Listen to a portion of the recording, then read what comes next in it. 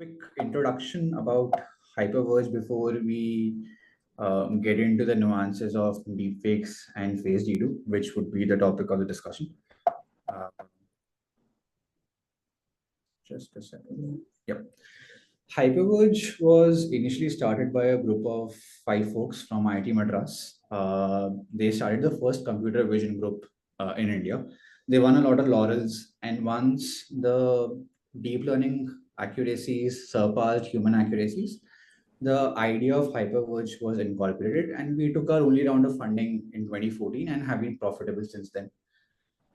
To talk about the scale at which HyperVerge operates, we have verified around 900 million KYCs or identities for that perspective in the last 3 to 4 years. This says that we are the most relevant player in the market. Why? Because idea is to involve inclusivity with respect to identity verification. So even if you are in a low scale bandwidth, even if you have like an old mobile phone and not the latest ones, our verification mechanisms have worked specifically for a country like India, where there are diverse people. Our engines have made sure that they are able to run on varied model data sets for that matter. To talk about the technology prowess that HyperVerge has, we are the one of the few folks in the globe where we have got a level 2 ISO certification for single image passive liveness. Now, you folks would have seen to check the liveness of a person, you have to like move your head, blink your eyes, move your hands, something along those lines. That is called active liveness. What we do is just that with the click of a photo, we can identify if the person is live or not. This helps in the least user friction as possible. And with this level 2 ISO certification, we were able to achieve 0% FAR and 0% FRR.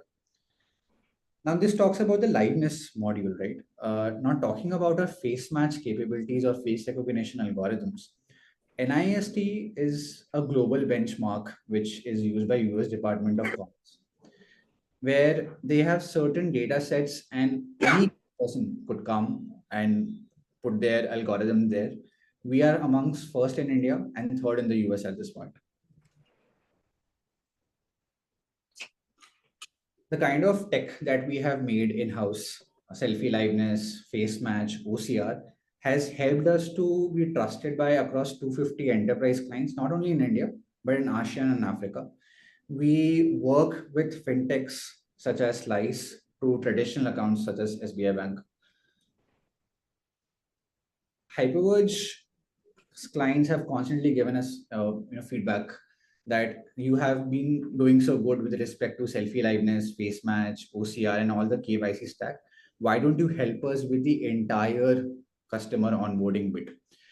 So HyperVerge One platform came into the picture where we help our clients launch digital journeys fast and help you to make those incremental changes in the existing journeys or any other new journeys. Let's say internally, if you need to take, let's say 9 months or 8 months to create a journey, HyperVerge can do that for you within 1 or 2 months. Because that opportunity cost to market should not get lost. That's one of the problems that we are solving with the platform. The second problem that we are solving is as your customer or end user is going through the platform or going through the journey, you should have a sense of orientation as to at what step the customer is dropping off so that you can optimize those specific parts of the journey and ultimately increase the business impact metrics that you're tracking. Could be your conversion rates, could be your TAT, could be your green channel percentage, any of those metrics that ultimately help you to not lose out on that customer and lose out on the business value. As you create any journey for that matter, we have seen just to create a personal loan journey for banks and NBFCs, 10 to 15 vendors are involved. And then you have 10 to 15 negotiations that you have to do, 10 to 15 SLAs you have to verify. HyperVerge comes as a one-stop solution where we have 250 plus APIs as part of our API marketplace, where you just have to deal with HyperVerge. You do not have to deal with multiple vendors.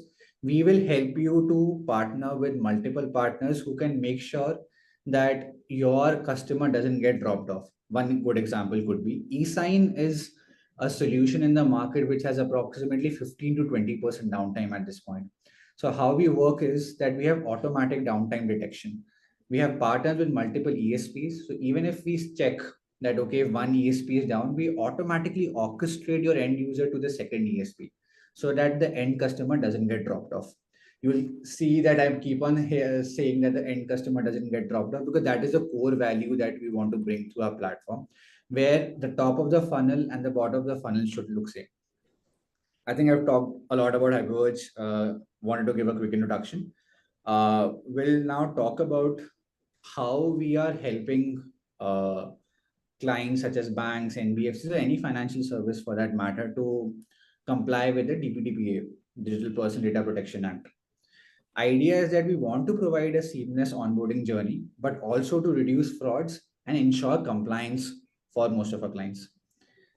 Now, in this scenario, we have seen two sort of use cases. One is deepfake and second is face dedupe. So before we talk about our deepfake solution, let me show you a live demo. So this is Nitin Kamath, who had put up a LinkedIn post sometime back where wanted to check what sort of a deepfake it is. I'll play this video. Interesting to see how the regulations around this evolve. So you'll see we ran a live verification or a deepfake or a liveness detection on this video. Right? And as soon as we do that,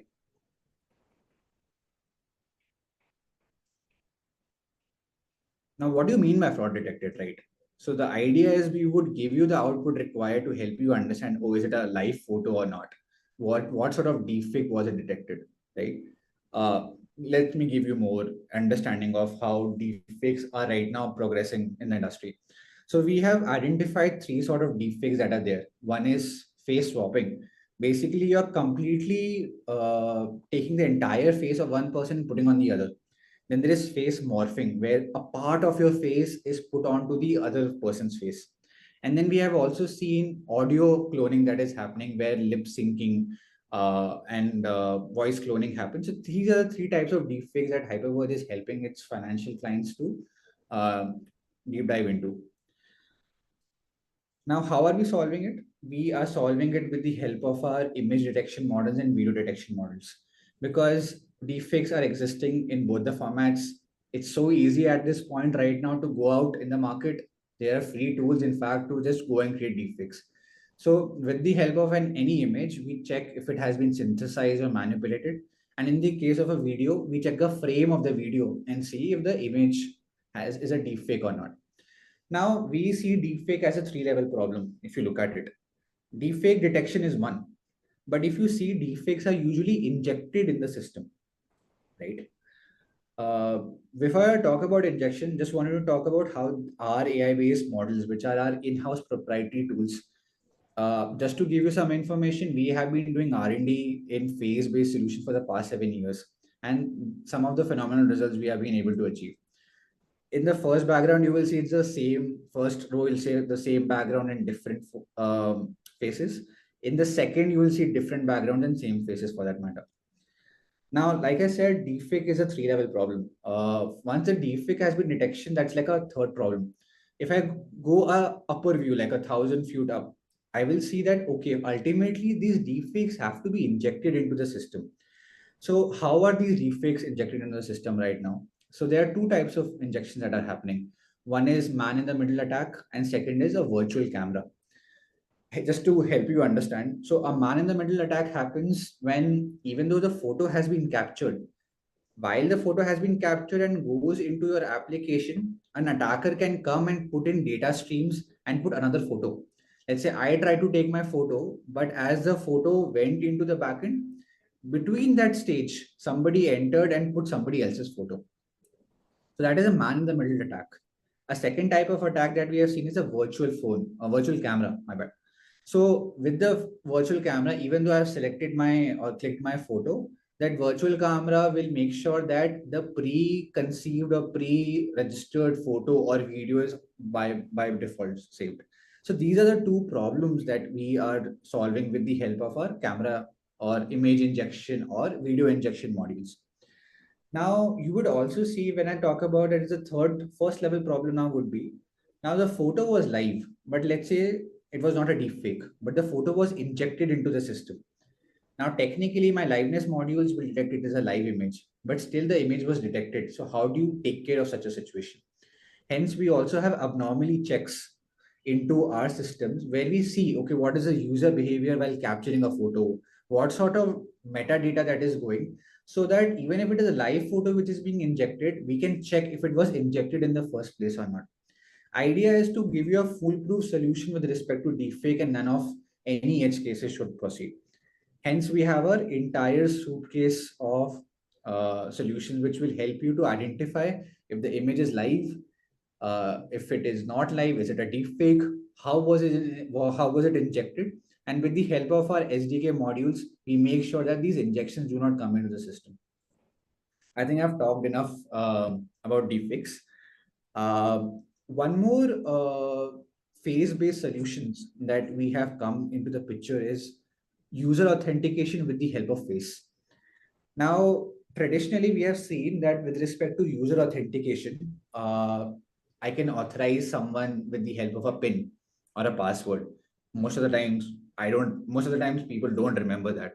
Or even if they do, the passwords are somewhat weak, or the passwords can actually be socially engineered to get any password for that matter. Similarly, with the case of SMS OTP, we have seen enough frauds where OTPs get transferred into other phones just by the click of a phone number. So these methods, though, are useful, but will not make sure that a fraudless system takes into the picture. So how can we possibly solve it?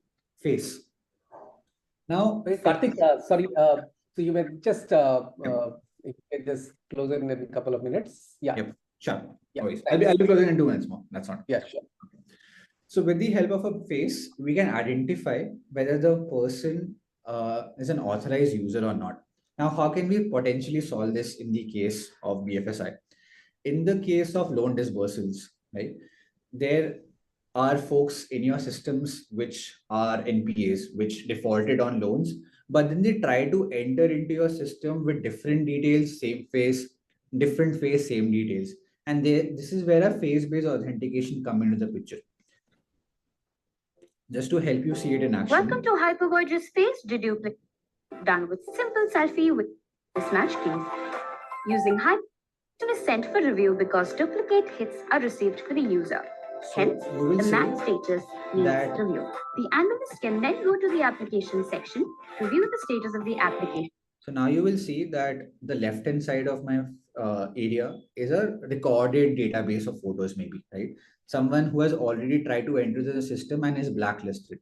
Now, if they try to enter into the system with same face, or let's say different details, different face, same details, my system has the ability to detect it irrespective of the size of your database. It could be a 1 million, 100 million database. We have optimized our systems in such a way that the latencies have been less than 1 second for that matter. So in the case of finding a defaulted user in a defaulted database, we do a 1:n check. But also in the case, this is a case of an onboarding. Let's say somebody was trying to onboard as a defaulter. But in the case of a loan dispersal, most of the time it is an agent-led journey. Even if the person comes to the branch, we have seen that agent-level frauds happen. We need to make sure that the same person who had applied for the loan gets the loan. Typical example of a gold loan, right? That is when again a face authentication comes into the picture, where with the same details, we'll find that person and we'll do a 1:1 check. Our face match selfie liveness has been being on R&D for the past 7 years, as I mentioned, and hence we have been able to achieve results for face match and liveness for that matter. And hence face authentication not only works or dedupe works only in NBFCs or banks. We have seen it largely helping gig economy players such as Swiggy and Zepto, where they have to make sure that driver is the one who is delivering route A. Driver B is not delivering route A for that matter. I would like to end it here. This is pretty much it from HyperVerge's end. Feel free for any questions. Here are my details and would like to connect with you folks. Thank you.